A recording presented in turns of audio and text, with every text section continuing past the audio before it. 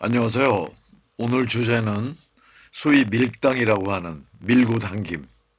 뭐 영어로 하면은 아웃풋, 인풋 정도가 될 것 같은데요. 그에 관한 이야기입니다. 밀고 당긴다는 뜻의 줄임말이 밀당인데 뭐 유행한 지가 한 10년 되는 것 같은데요. 그런 것들이 유행하자 한 6, 7년 전에 밀당의 법칙이라고 하는 연극이 대학로에서 공연돼 관심을 끌기도 했습니다. 사진 그 오른쪽에 있는 것이 이제 연극 무대의 한 장면들입니다. 이런 밀당이라는 것은 사실 남녀 관계뿐만 아니라 뭐 연봉을 조정한다거나 또는 상거래 비즈니스 사회라든가 정치권의 여야 간 줄다리기라든가 국가 간의 어떤 국제적인 협상 이런 것뿐만 아니라 심지어는 부모와 자녀들 간에도 어, 그 밀당이 있을 수가 있는 거죠.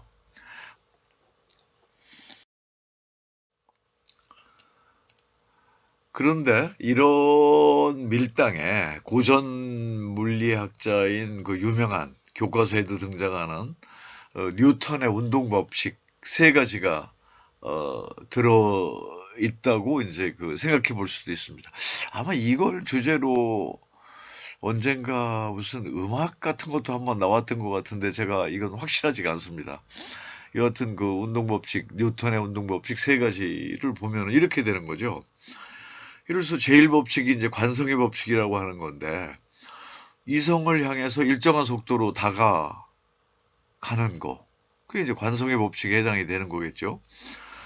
그리고 시간이 지남에 따라서 애정이, 사랑이 더욱 커지는 그런 어떤 가속도의 법칙. 그게 이제 뉴턴의 제2법칙에 해당되는 겁니다. 그 제3법칙은 작용 반작용의 법칙인데요. 이것을 깨닫게 되면서 작용이 있고 반작용이 있게인 것을 그런 운동 법칙을 깨닫게 되면서 이제 상대방의 반응을 보게 되는 거죠. 즉 반작용을 살펴보게 되는 겁니다. 나를 좋아하나? 저쪽도? 아니면은 내가 너무 접근을 하니까 좀 뭐 망설이고 있나? 좀 튕기나? 그럼 나도 좀 튕기는 게 낫지 않을까? 뭐 이런 것을 이제 하면서 밀당을 하고 하게 되는 거죠. 그래서 지금 말씀드린 것처럼 뉴턴의 세 가지 운동 법칙이 이 밀당에는 다 들어있다고 볼 수 있겠습니다.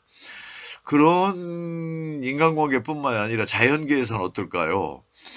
최근 뭐 한 2년째 관심사인 우리 코로나 바이러스를 보면은 걔네들끼리도 뭐 델타니, 오미크론이니 하면서 변이를 거듭하고 있고요. 인간을 상대로 이제 밀당을 하면서 경쟁적으로 얘네들끼리도 진화를 하는 거죠. 예를 들어서 너무 바이러스가 강하고 심하게 이 숙주, 뭐 지금은 현재 우리가 이제 인간이 숙주가 되겠지만 여기가 다 세게 하면은 예를 들어서 죽어버린다고 합시다. 그러면 바이러스 저들도 숙주가 없으니까 살 수가 없는 거죠. 이제 그러다 보니까 약한 놈들이 슬슬 득세를 하게 되는 거죠. 그래서 이제 의학계 한쪽에서는 이 이제 약한 식으로 이제 오미크론이나 이런 식으로 변이가 되고 나면은 결국은 오늘날 이제 감기 같이 이렇게 얘네들이 쇠퇴하고 서서히 약해질 수밖에 없지 않느냐. 그 세계적인 그 팬데믹 대유행도 사라지게 되지 않겠느냐. 이렇게 하는 분석도 많이 나오고 있는 겁니다. 그런데 전문가들의 견해에 따르면 인류가 지금까지 바이러스를 상대로 해서 밀당을 해서 종식시킨 것은 천연도밖에 없다고 합니다.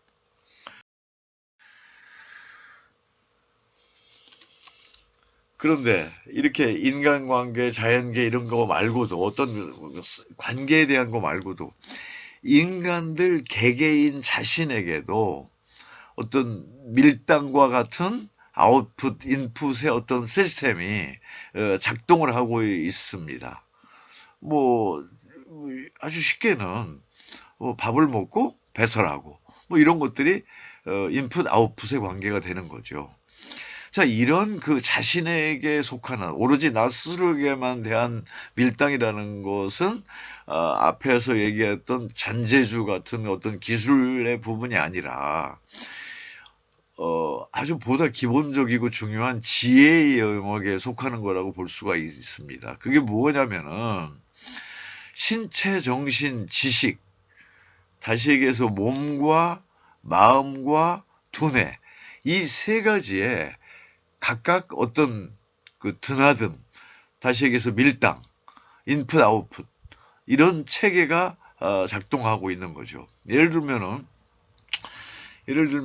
먼저 이제 지식에 대한 것을 보겠습니다. 이렇게 두뇌를 활용한 어떤 지식에 대한 이걸 보면은 예를 들면은 뭐 옛날에 조선 설비들 같이 계속 그 인풋만 계속 할 수도 있는 거죠. 계속 글을 읽고 뭐 이렇게만 할 수가 있겠죠.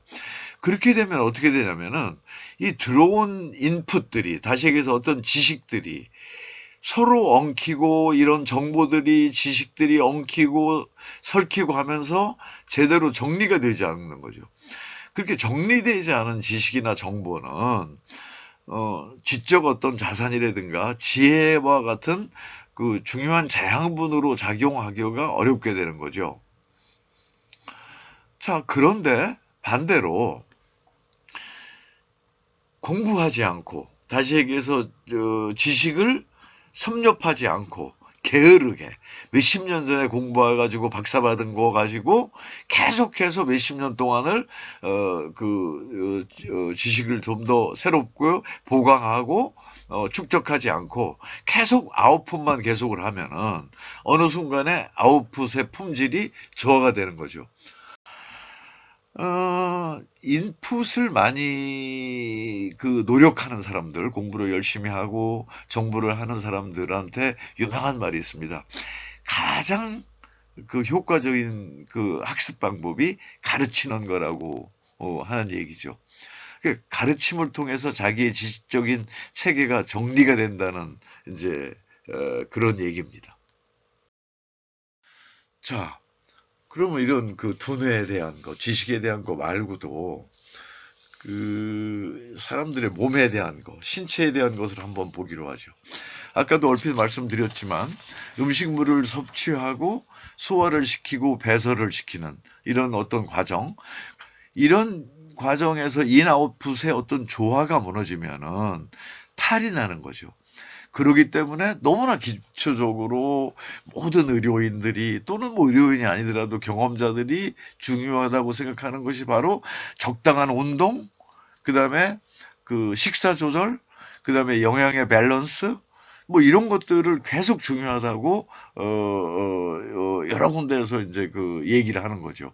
그리고 실제로 건강을 유지하는 분들을 보면 이런 부분에 굉장한 신경을 쓰고 주의를 기울여서 생활하는 걸 우리가 볼 수가 있겠습니다.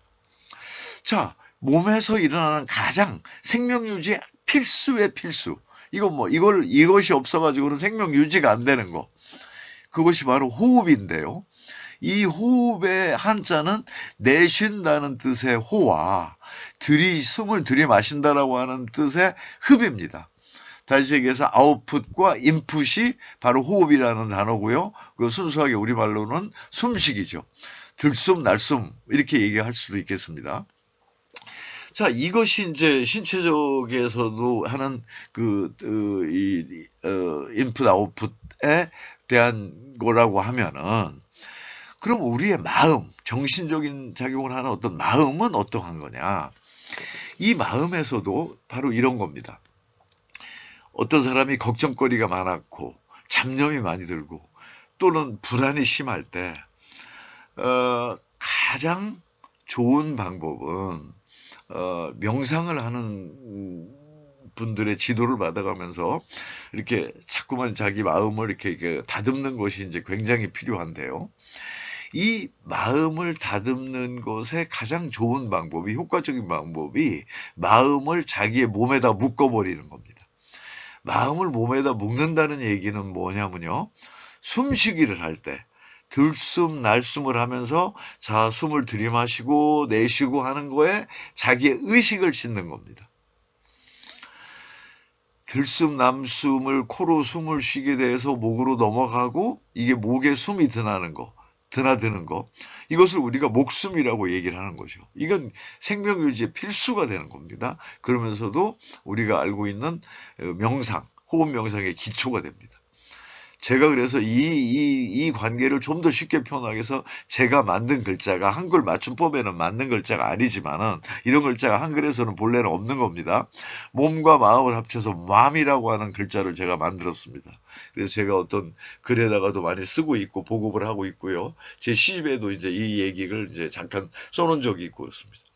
자, 이 호흡 명상을 할 때 다시 얘기해서 자기의 마음을 몸에 붙여가지고 할 때 굉장히 여러분들이 명상 부분에서 중요한 부분은 호흡을 복식호흡을 하고 숨을 깊게 들이마시고 그러다 보면 저절로 길게 들이마시게 되고요. 그 다음에 들이마실 때 이렇게 복식호흡이다, 깊게 들이마신다, 길게 마신다라고 하는 말 때문에 너무 불편하게 호흡을 하지 말고 점점 익숙해지도록 편하게 익숙해지고 하면서 호흡을 고르게 그러면서 가능하다면 미소를 지으면서 호흡을 한다는 게 굉장히 중요합니다. 이렇게 몸에 마음을 붙들어 맨다라고 하는 것은 여러분들은 아주 쉬운 예를 들어보면은 호흡 말고도 어떤 것들이 있냐면요. 예를 들어서 영화나 드라마 같은 것을 보게 되잖아요. 그러면은 어떤 거기에 등장하는 인물이 뭐 걱정거리가 있을 때, 화가 날 때, 이 사람들이 하는 것을 연출자가 표현을 어떻게 합니까? 막 자기 방에서 막 서성거리면서 안절부절 못하고 막 돌아다니게 되죠. 걷는다는 얘기를 합니다. 막 돌아다닌다. 이렇게 해서 기초가 되면 바로 그게 걷기 명상으로 발전할 수가 있는 거죠. 마음을 안정시킬 때 가장 기초가 되는 것은 호흡이고요. 두 번째는 걷기입니다. 그래서 호흡 명상, 걷기 명상 이런 것들이 있게 되어 있습니다. 자, 지금 화면 오른쪽에 제가 펴낸 시집 지금 여기가 거기다라고 하는 거에 나오는 숨쉬다라고 하는 제목의 시 한 편이 있습니다. 우리가 함께 잠깐 음미해 보겠습니다. 여기가 어딘가? 온 길과 갈 길 만나는 바로 지금 아닌가? 몸이 있는 자리, 숨 쉬고 있는 그 자리, 마음이 머물러야 할 자리. 건강하게 살아있는 것들은 몸과 마음이 함께 있는 법.